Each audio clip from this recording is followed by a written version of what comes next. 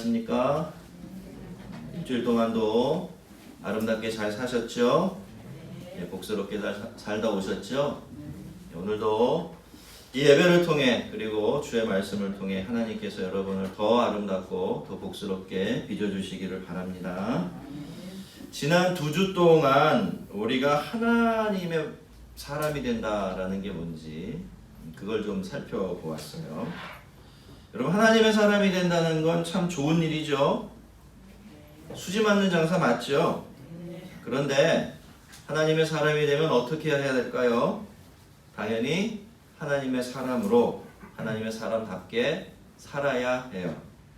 이게 참 우리에게는 부담스러운 것이 사실인데, 우리가 하나님의 사람이 된다라는 것은 사실 하나님을 왕으로 모시고 그분의 뜻대로 살아가는 하나님의 백성이 된다라는 그런 뜻이기 때문에, 하나님의 사람이 되면 하나님의 백성 사람답게 살아가는 일을 피할 수가 없습니다. 그리고 무엇보다도 하나님의 사람으로 살지 않으면서 하나님의 사람만이 누릴 수 있는 특별한 복과 은혜들을 누릴 수가 없게 되기 때문에, 우리는 하나님의 백성이 되면 반드시 하나님의 백성으로 살아가야 합니다. 이것은 마치 똑같이 미국에 살아도요, 그저 관광비자 얻어서 잠시 머무는 사람하고, 또 영주권 얻어서 살아가는 사람하고, 또 시민권 획득해서 살아가는 사람하고, 그 나라에서 얻고 누릴 수 있는 것이 판이하게 달라지는 것과 마찬가지이지요. 다 같은 나라, 영토 속에 머물고 있지만 다 누리고 받고 얻는 것이 달라질 수밖에 없습니다. 그리고 특별히 정말 중요한 것이 있는데, 아직 시민권을 따기 전까지는 어떻습니까? 내가 정말 미국인이구나 라는 생각을 할 수가 없어요. 그래서 심리적으로, 마음적으로는 그 미국인으로 살아가는 그 시민의 모든 것들을 제대로 누릴 수가 없게 되는 겁니다. 우리가 하나님 나라의 시민이 되는 것도 마찬가지예요. 하나님의 사람이 된다는 것도 마찬가지죠. 한 나라의 온전한 국민이 되려면 그 나라의 법을 지키고 살아야 하고 그 나라의 방식대로 살아가야 된다는 의무를 져야 하는 것과 마찬가지로, 우리가 하나님 나라의 백성이 된다라는 것도 동일한 의무를 짊어지게 되는 것입니다. 그 이전에는 뭘 따라 살았죠? 세상의 방식대로 내가 원하는 대로 살았지만, 이제 내가 하나님의 백성이다 라고, 하나님의 사람이다 라고 스스로 자부할 수 있는 순간이 오면, 그때부터는 더 이상 그럴 수가 없고 하나님 나라의 법대로, 하나님의 말씀대로 살아가야 하는 것입니다. 그래서 하나님의 백성들은요, 하나님의 백성이 아닌 사람들과는 좀 다르게 살아가야 돼요.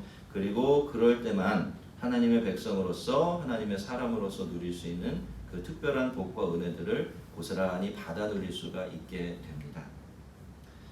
호두의 속살은 껍데기를, 딱딱한 껍데기를 부수는 수고를 하지 않고는 얻을 수가 없죠.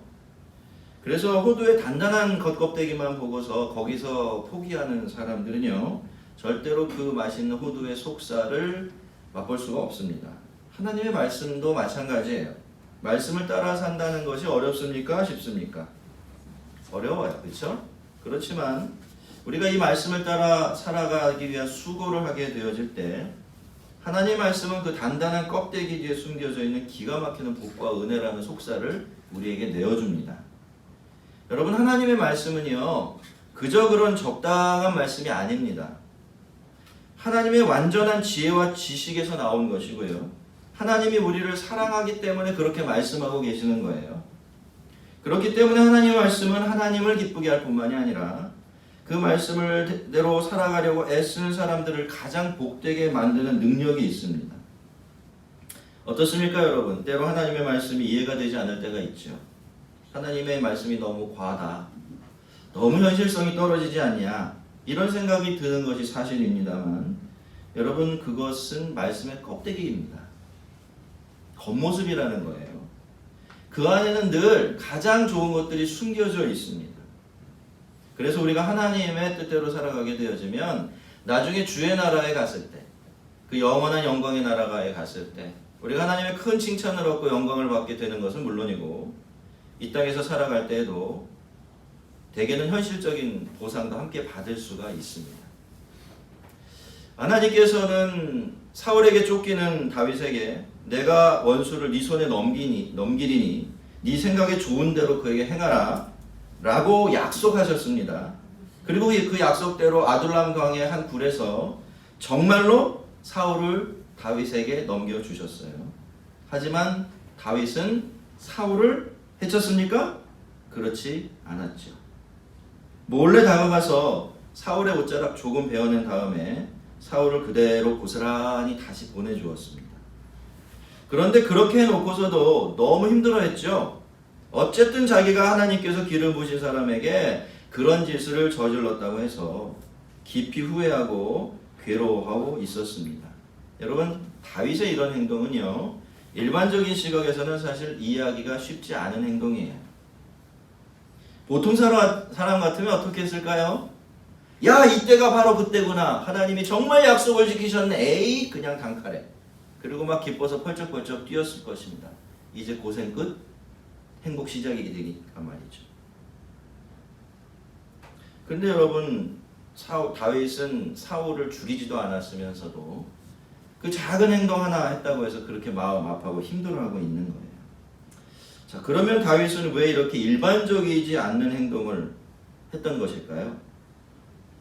행동이 어디서부터 비롯되는 것인지를 우리가 알면 답을 쉽게 얻을 수가 있습니다. 여러분, 행동은 기준에서 나와요. 어떤 사람이 어떤 행동을 하는지 마는지, 그리고 자기가 한 행동에 대해서 그 다음에 자기가 어떤 심정적인 반응을 하는지, 이런 것들은 다 그 사람이 무슨 기준을 가지고 있는지에 따라 달라지게 되어 있습니다. 그러니 다윗이 이렇게 보통 사람은 하지 않을 것 같은 행동을 하면서도 오히려 그것 때문에 다른 사람이 느끼지 않는 양심의 가제까지 느낄 수밖에 없었던 이유는 그가 다른 사람들이 일반적으로 따르고 있는 기준과는 판이하게 다른 기준을 가지고 있었기 때문입니다. 보통 사람들은 그저 옳고 그름에 따라서만 행동을 하죠. 그러니까 율법에 뭐라고 되어 있느냐, 하나님이 된다고 했느냐 안 된다고 했느냐, 이거에 따라서만 움직이죠. 그 기준에 봐서 문제가 없으면 아무 문제가 없는 거죠. 그래서 그것에 저촉되지 않으면 양심의 가책 같은 것도 느낄 필요가 없어집니다. 자, 사실 이 정도만 살아내도 굉장히 훌륭하다고 할 수 있을 것 같은데요. 그런데 다윗은 이것과는 전혀 다른 기준을 가지고 그 기준을 따라 살아가고 있었는데 그것이 바로 하나님의 마음입니다. 한번 따라해 보겠습니다. 하나님의 마음. 이게 다윗의 기준이었던 거예요. 다윗은요, 네 생각에 좋은 대로 하라라는 하나님의 말씀을 액면 그대로 이해하지 않았습니다. 다윗은 이 말씀에 하나님의 마음속에 들어있는 뜻이 무엇인지를 헤아렸던 거예요. 그걸 진위라고 말하죠. 그죠? 진위를 헤아렸던 겁니다. 그리고 거기에 자기를 맞춰가려고 했던 거죠. 네 생각에 좋은 대로 해라. 여러분, 하나님의 이 말씀은요, 엄청나게 수준이 높은 말씀이에요. 이건 정말로 네가 하고 싶은 대로 해라 라는 그런 뜻이 아니라 이제는 네 마음을 나한테 좀 맞춰보겠니? 너의 삶을 내 진의에 맞춰서 살아보겠니? 내가 뭘 원할 것 같으니? 라고 묻는 질문이기 때문입니다. 하나님 보시기에 다윗은요, 이제 그저 뭘 하라, 하지 말아라 그런 수준이 아니라 하나님의 마음을 헤아려서 그 마음에 자기의 삶을 맞춰가면서 살 수준이 되었던 것이고요. 그래서 실제로 하나님은 그 가장 견뎌내기 힘든 시험 같은 상황을 눈앞에 딱 펼쳐 놓으시면서 다윗을 그렇게 훈련하고 계셨던 것이죠. 다윗도 그걸 알았던 거죠. 그런데 막상 사울을 자기 마음대로 할 수 있는 상황이 눈앞에 딱 펼쳐지자 자기 마음과 자기 행동을 하나님의 그런 마음에다 제대로 맞춰내질 못한 거예요. 하나님이 정말로 뭘 원하시는지 알고 있었지만, 그렇게 할 수도 있었지만 그렇게 하지 못했던 것이죠. 100%. 그래서 다윗은 그것 가지고 그렇게 힘들어하고 있는 겁니다. 여러분, 사람들은 옳고 그름을 따라서 살아가는 것, 무슨 법이 있으면 그 법을 지키고 안 지키고 하면서 살아가는 그 기준을 상당히 수준 높은 일로 생각을 해요. 하지만 여러분 이걸 하나님의 관계 속에다 넣고 보면요. 그것은 사실 그렇게 높은 수준이 아닙니다. 오히려 굉장히 초보적인 수준이에요. 신앙은요, 그것을 기초로 해서 반드시 그 다음 단계로 넘어가야 되는데, 그러니까 옳고 그름에 따라서 살아가는 단계를 반드시 넘어가는 순간이 와야 되는데, 그 순간이 어떤 순간입니까? 바로 하나님의 마음에 자기를 맞춰가며 살기 시작하는 그런 순간이 와야 하는 것입니다. 이게 그 다음 단계예요. 옳고 그름 해도 되느냐 안 되느냐, 그렇게 쓰여 있느냐 안 쓰여 있느냐 이거가 아니라, 그죠? 하나님이 그렇게 말씀은 하고 계시지만 하나님이 정말로 바라시는 것이 무엇이겠느냐 라는 것 헤아리고 거기에 맞춰 살아가는 단계, 그게 신앙의 그 다음 단계이고 사실은 마지막 단계이기도 합니다. 여러분 이 단계에 이르면요, 우리의 질문이 달라지는데요. 그때부터는요, 뭘 해야 하고 뭘 하지 말아야 한다라고 말하면 성경 어디에 그런 이야기가 있느냐라고 묻질 않아요. 그리고 무엇보다도 내가 굳이 그렇게까지 해야 되느냐, 꼭 그렇게 해야 되느냐, 이런 질문을 하지 않게 돼요. 왜냐하면 마음으로 사는 사람의 마음속에서는 그런 질문이 나오진 않기 때문입니다. 여러분 다윗은 실패했죠. 하나님의 마음에 자신의 마음을 제대로 맞춰내지를 못했습니다. 하지만 다윗은 성공했습니다. 사울을 죽이지는 않았죠. 그죠? 그리고 또 그렇게 사울의 옷자락을 베어낸 일을 후회하고 가슴 아파했기 때문이에요. 행위에는 100% 성공하지 못했지만 다시 하나님의 마음을 헤아리고 그 마음에 자기의 마음을 맞춰가는 데는 성공을 했던 것입니다. 오늘 살펴볼 부분은요, 그래서 그 다음에 어떻게 되었느냐는 부분이에요. 다윗이 율법이 아니라, 그저 옳고 그름이 아니라, 해도 되고 안 되고 그런 것이 아니라 그렇게까지 예민하게 하나님의 마음까지 헤아리면서 자기 마음을 거기에 맞추려고 하고 자기를 내려놓았을 때, 그래서 그것이 다윗에게도 정말로 유익한 일이 되었느냐 하는 게 중요해요. 물론 마음으로는 사람이, 그쵸? 마음으로 사는 사람이 자기 유익을 얻자고 해서 이런 결정을 내리지는 않겠지만, 하나님을 위해서 우리가 마음을 다해서 한 일이 우리에게도 실제적인 유익을 줄 수 있다면 그것보다 더 좋은 일은 없겠죠. 오늘은 그 이야기를 좀 살펴보려고 하는 겁니다. 사울이 굴을 빠져나가자마자 다윗은 곧바로 사울을 따라 나갔습니다. 그리고 멀찌감치해서 사울을 부르죠. 내 주 왕이여 라고 말입니다. 사울은 참 대단한 것 같습니다. 그렇죠? 정말 대단한 인물이에요. 여전히 사울을 자기가 섬길 주인이고 또 왕이다라고 생각을 하고 있었습니다. 그런데 이게 다 하나님의 입장에서 모든 일들을 생각하는 버릇이 있기 때문에 그런 거예요. 하나님이 그를 기름 부어 세우셨어요. 그리고 그 하나님이 그를 아직 그 왕조에서 내어쫓지 않고 있어요. 그러면 내가 내 눈에 보기에 어떠하든지 하나님 보시기에는 그는 아직도 누구입니까? 이스라엘의 왕이고 다윗이 섬겨야 될 주군입니다. 이게 뭘 의미하는 걸까요? 그만큼 다윗이 하나님을 존중했다는 뜻이에요. 그렇죠? 자기의 마음이 있어요. 자기의 감정이 있고 자기의 판단이 다 있지만 하나님을 딱 생각하니까 그게 아니라는 걸 알게 된 거죠. 그래서 본능적으로 입에서 터져나온 말이 내 주 내 왕이여 라는 이 말이 될 수 있었던 겁니다. 다윗이 계속해서 말하죠. 보소서 다윗이 왕을 해하려고 한다는 사람들의 말을 왕은 어찌하여 들으시나이까? 오늘 여호와께서 굴에서 왕을 내 손에 넘기신 것을 왕이 아셨을 것이니라. 어떤 사람이 나를 권하여 왕을 죽이라고 하였으나 내가 왕을 아껴 말하기를 나는 내 손을 들어 내 주를 해하지 아니하리니 그는 여호와의 기름 부음을 받은 자이기 때문이라 하였나이다. 자, 다윗이 이렇게 말했을 때 사울이 이 말을 믿었을까요? 믿지 않았을까요? 믿을 수밖에 없었습니다. 지금 다윗이 어디서 사울을 불러서 이야기를 하고 있는 거예요? 조금 전에 사울이 들어가 있던 그 굴 앞에 서서 이 이야기를 하는 겁니다. 쭉 엎드려서요. 그러니 어떻습니까? 그 장소만으로도 사울은 다윗을 믿을 수밖에 없었어요. 그리고는 이렇게 이야기를 이어가요. 내 아버지여 보소서, 내 손에 있는 왕의 옥자락을 보소서. 내가 왕을 죽이지 아니하고 겉옷자락만 베었은즉 내 손에 악이나 죄가가 없는 줄을 오늘 아실지니라. 왕은 내 생명을 헤아려 하시나 나는 왕에게 범죄한 일이 없나이다. 여러분 다윗은 자신의 결백을 말로만 주장하지 않죠. 자기에게 사울을 죽일 생각이 없다는 사실을 분명히 보여줄 수 있는 아주 결정적인 증거까지 내밀고 있습니다. 그게 뭡니까? 그 동굴 속에서 살짝 베어낸 사울의 작은 옷자락입니다.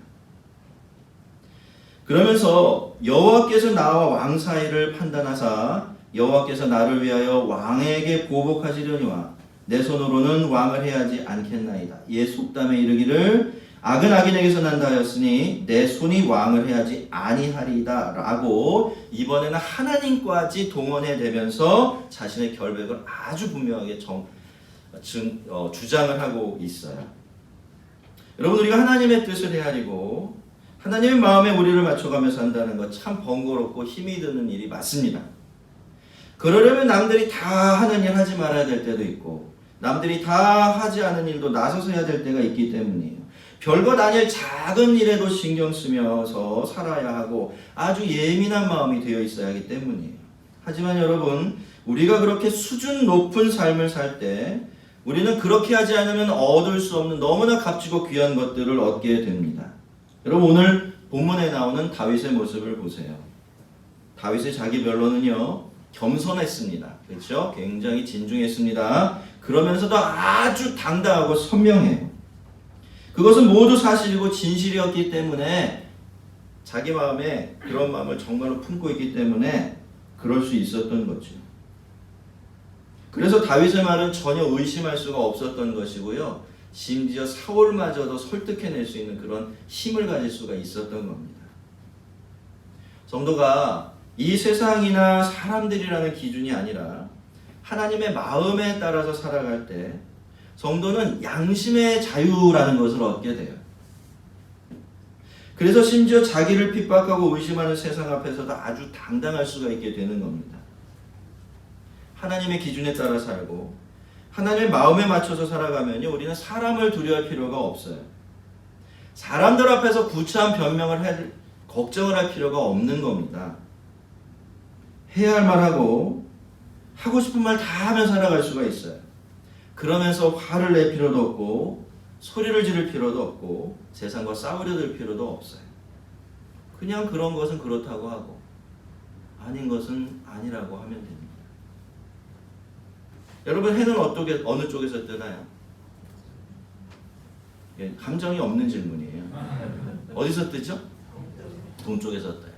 근데 어떤 사람은 자기가 이 동쪽에서 해가 뜬다는 걸 철석같이 믿고 있는데 그와 논쟁하는 어떤 다른 사람은 해가 서쪽에서 뜨는 것 같기는 한데 아닌 것 같기도 하고 그래요. 그럼 둘이 싸울 때 누구 목소리가 더 클까요? 서쪽에서 뜬다고 믿는 사람의 목소리가 더 커요. 진짜로 한번 해보세요. 나중에 누구랑 말도 안 되는 주장하는 사람하고 싸워보세요. 그 사람 목소리가 내 소리보다 훨씬 더 큽니다. 그럴 필요가 없어진다라는 거예요. 그쵸? 왜? 사실이 사실이니까. 내가 안 했으니까. 나는 사람의 기준이 아니라 하나님의 마음이라는 훨씬 더 높고 고상한 기준에 따라 살았으니까 굳이 구차하게 나 변명할 필요도 없고 내 진심 알아준다고 목소리 높일 필요도 없고 그렇게 되는 겁니다. 여러분 때로 세상은 교회를 향해서 너나 잘해라, 니나 잘 믿어라 이렇게 말해요. 심지어 믿는 사람들이 더한다 이런 말도 서슴지 않지요. 그러면 어떻습니까? 참 속이 상하고 화가 나요. 근데 여러분 사실 우리가 이런 이야기를 듣는다는 것 자체가 문제가 아니에요. 진짜 문제는 따로 있는 거예요. 우리가 이런 얘기를 들었는데 그렇게 말하는 사람을 향해서 그렇게 이야기하는 세상을 향해서 우리가 아무 말 할 수가 없을 때 그게 진짜 문제가 되는 겁니다.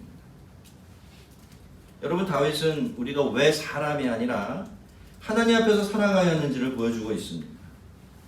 여러분 사람을 기준으로 해서 살면 사람의 기준에도 못 미치기가 굉장히 쉬워요. 옆집 순이 엄마를 내 기준으로 삼으면 반드시 그 순이 엄마만 못합니다. 그렇게 되어 있어요. 왜냐하면 우리는 어떤 기준을 세웠을 때 사실 그 기준을 넘어서서 살려고 애쓰는 적이 별로 없기 때문에 그렇습니다. 그런데 하나님의 마음을 기준으로 삼으면 사람의 기준은 더 이상 신경 쓰지 않을 수 있어요. 때로는 그것이 사람들의 기대와 어긋난다고 해도 크게 개의치 않을 수가 있습니다. 왜냐하면 하나님의 기준은 사람의 기준보다 훨씬 더 높고 고상하기 때문이에요.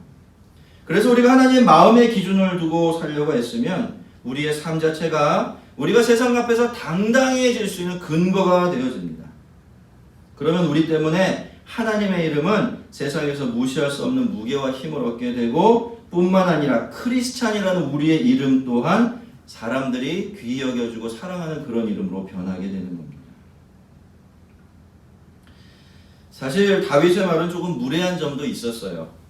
자기를 의인의 자리에 놓고 그렇게 하면서 슬쩍 사울을 악인의 자리에 놓았으니까 말이죠. 하지만 사울은 다윗의 그런 이야기를 듣고도 할 말이 없었어요. 다윗의 말에는 틀린 말이 하나도 없었기 때문입니다. 여러분, 우리도 그래야 합니다. 우리의 말은 이런 말이 되어야 돼요. 우리는 그저 그런 것을 그렇다고 하고 그렇지 않은 것을 그렇지 않다고 하는데도 그게 세상에 입이 다물어지게 할 만큼 진정성 있고 무게가 있는 그런 말이 되어야 하는 겁니다. 그러려면 어떻게 해야 될까요? 우리의 삶에 그만한 무게가 있어야 돼요. 아, 저 사람이 그렇다 그러면 난 잘 모르겠지만 그런 게 확실해 라고 사람들이 인정해 줄 만큼 우리의 삶에 묵직한 무게가 실려야 하는 것입니다. 사울은 이제 이렇게 부르짖습니다. 내 아들아, 이것이 네 목소리냐? 몰라서 부른 게 아니죠. 다윗의 이야기에 마음이 움직였고요. 그랬더니 갑자기 다윗이 너무나 반가워진 거죠. 그래서 그렇게 말할 수밖에 없었던 거죠. 그런데 사울이 갑자기 울기 시작합니다. 엉엉 목 놓아서 통곡을 하기 시작하는 거예요. 왜 그랬을까요? 사울이 다윗의 이야기를 다 듣고 나니까 제정신이 돌아온 겁니다. 근데 여러분, 사람이요, 제정신이 나가 있을 때는 잘 모르지만 제정신이 돌아오게 되면 반드시 그때야 비로소 제대로 보게 되는 것이 있어요. 그게 뭡니까? 자기 자신이에요. 정신이 나가 있을 때는 자기가 어떤지 몰라요. 근데 정신이 돌아오고 나면 자기를 비로소 보게 됩니다. 어떻습니까? 정신을 차리고 보니까 너무 부끄러운 거예요. 너무 비참하고 너무 미안한 거죠. 한나라의 왕이라는 사람이 자기 아들같이 아껴줘도 부족할 만한 충신을 그 한 사람 죽이겠다고 그렇게 쫓아다니고 괴롭혔던 것 스스로 적나라하게 보게 된 것이죠. 그래서 사울은 자기 부하들이 다 보고 있는데도 불구하고 부끄러운 줄 모르고 엉엉 울 수밖에 없었던 겁니다. 성도 여러분, 왜 세상이나 사람의 기준이 아니라 우리들이 하나님의 말씀과 마음에 맞춰가며 살아가야 할까요? 그래야 비로소 세상은 자기들의 본 모습을 볼 수 있기 때문입니다. 그리고 바른 자리로 돌아갈 기회를 얻을 수 있기 때문이에요. 여러분, 사람이 자기 자신의 모습을 비춰보려면 반드시 자기 모습을 있는 그대로 볼 수 있는 무언가가 있어야 돼요. 그게 거울이 되었든지 맑은 물이 되었든지 무언가는 하나 있어야 자기를 비춰볼 수가 있어요. 그런데 세상에는 그런 게 있습니까? 없습니까? 없습니다. 왜 없는지 아시죠? 세상은요, 그저 자기 방식대로 옆에서 들려주는 기준대로만 살아가고 있기 때문에 그래요. 그래서 사람들이 자기 자신을 보지 못하고 그래서 어떻게 자기를 고쳐내야 될지 바른 기준을 발견할 수가 없는 겁니다. 자, 그래서 우리가 하나님의 말씀과 하나님의 마음에 맞춰 살아가야 하는 것입니다. 그럴 때 비로소 우리는 그 사람들을 위한 맑은 거울이 되어줄 수 있기 때문입니다. 여러분, 이 세상을 위한 거울이 되어주는 것, 그것이 저와 여러분의 가장 중요한 소명 중에 하나예요. 뭐 여러분, 크고 대단한 일 하려고 하지 마세요. 이렇게 하지 못하면서 그렇게 하는 건 다 가짜입니다. 아무런 신빙성도 없고 설득력도 없어요. 여러분, 세상이 우리가 하는 말이 옳은 줄 몰라서 우리 이야기를 듣지 않는 게 아니에요. 그렇죠? 우리가 그들의 거울이 되어주지 못하기 때문에 듣지 않는 겁니다. 사울은 이렇게 말합니다. 나는 너를 학대하되 너는 나를 선대하니 너는 나보다 의롭도다.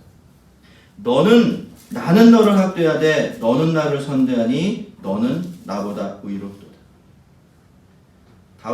다윗은 사울하고 달랐죠. 너무나 달랐습니다. 그래서 다윗은 사울의 거울이 되어줄 수 있었어요. 이렇게 잠시나마 자신의 본 모습을 보게 해줄 수 있었던 것입니다. 너는 나보다 의롭도다. 여러분, 이것이 바로 성도와 교회가 세상으로부터 믿지 않는 사람들로부터 들어야 될 최고의 칭찬입니다. 비록 우리가 완전할 수는 없지만요, 그래도 세상이 우리를 볼 때 그래도 너희는 우리하고는 다르구나 이렇게 말해줄 수 있을 정도는 우리가 되어야 한다는 겁니다. 제 후배가 실제로 겪었던 일이에요.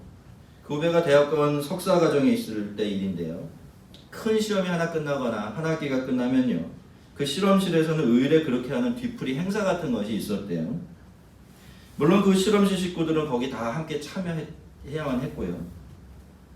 그런데 제 후배는 믿는 사람으로서 차마 거기 참여할 수가 없었다고 합니다. 어떤 종류의 일인지 여러분의 상상에 맡길게요. 그래서 늘 적당한 시간에 그 자리에서 슬쩍 빠져나오곤 했대요. 그래서 어떻게 됐을까요? 결과가 좋았을까요? 군대 용어로 애로사항이 꼽힌 겁니다. 그런 일이 있을 때마다 곤욕을 치렀고요, 평상시에도 불이익을 굉장히 많이 당했다고 하더라고요. 조직의 쓴맛을 본 것이죠. 그러면서도 끝까지 그 길을 갔다고 그래요. 그런데 그 후배의 선배 하나가 졸업을 하면서 그 후배에게 개인적으로 그렇게 고백을 하더랍니다. 야, 누구야? 난 네가 정말 부럽다. 너처럼 지켜야 될 것을 정하고 그것을 지켜내는 네가 난 너무나 부럽다. 이렇게 말했다고 합니다. 여러분, 이것이 우리가 세상의 기준이 아니라 하나님의 마음을 따라 높고 고상한 삶을 살아갈 때 일어나게 되는 영광스럽고 아름다운 일입니다. 성도 여러분, 우리가 사는 삶은요, 우리 자신에 대한 이 세상의 평가가 되어 돌아옵니다. 우리가 높고 고상한 삶을 살아가면 하나님이 좋은 게 아니에요. 그렇게만 생각하면 안 됩니다. 물론 하나님이 영광을 받으시겠지만 누가 높임을 받고 누가 존귀 여김을 받아요? 바로 그렇게 사는 우리들입니다. 세상이 먼저 우리를 알아봐주고 인정해주고 귀하게 여기는 것입니다. 비록 자기들과 이익이 부딪힐 때는 더러더러 우리를 괴롭힐 때도 있겠지만 그래도 속으로는 늘 그렇게 말해요. 어떻게? 네가 옳고 내가 틀리다. 네가 의롭고 내가 불의하다. 이렇게 말이죠. 보라, 나는 네가 반드시 왕이 될 것을 알고 이스라엘 나라가 내 손에 견고히 설 것을 아노니. 돌아가 보면 23장에서였죠. 요나단도 다윗에게 이런 똑같은 이야기를 한 적이 있었습니다. 그런데 이제 다윗이요, 놀랍게도 사울의 입술을 통해서 직접 그 이야기를 듣고 있는 겁니다. 그래서 사울은 그 뒤에 이렇게 말할 수밖에 없었어요. 그런즉 너는 내 후손을 끊지 아니하며 내 아버지의 집에서 내 이름을 멸하지 아니할 것을 이제 여호와의 이름으로 내게 맹세하라.